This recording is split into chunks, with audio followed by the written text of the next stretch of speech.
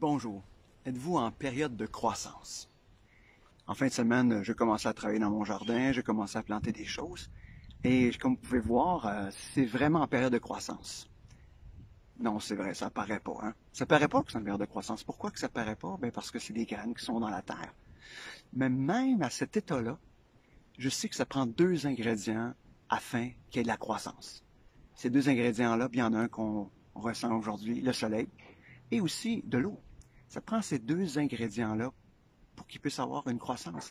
Parce que la chaleur va réchauffer le sol, avec l'humidité, ça va faire germer les graines qui vont pousser. Et ces deux ingrédients-là, autant la chaleur que l'eau, vont être indispensables tout au long de la croissance de la plante, jusqu'à temps qu'on puisse récolter. Et c'est ça la croissance. Donc, des fois, dans la période de croissance, on ne sait pas précisément ce qui est en train de se faire. C'est sous terre, il n'y a rien qui se passe en apparence, mais il y a la croissance. Peut-être que spirituellement, vous êtes en train de vivre un petit peu la même chose. Vous êtes peut-être dans une période de croissance, mais ça paraît pas. Ça paraît peut-être pas. Ou peut-être que vous êtes dans une période de croissance où les choses se passent bien spirituellement, vous grandissez, et tout le monde peut le remarquer. Et je veux juste nous rappeler que comme le sol, comme les graines qui poussent dans le sol ont besoin de deux ingrédients essentiels pour pouvoir croître, à la fois le soleil et à la fois l'eau. De la même manière, nous aussi, comme disciples de Jésus, on a besoin de deux ingrédients essentiels pour pouvoir grandir.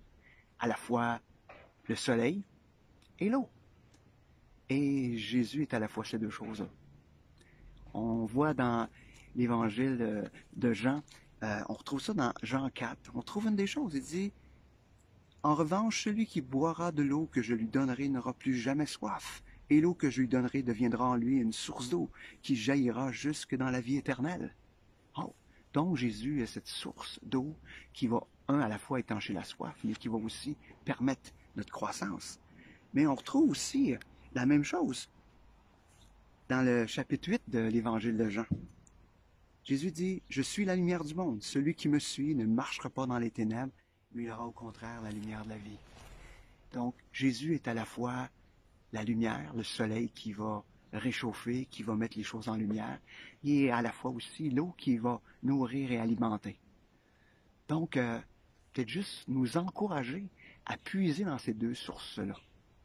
C'est-à-dire dans le fait que Jésus est la lumière et dans le fait que Jésus est cette source d'eau.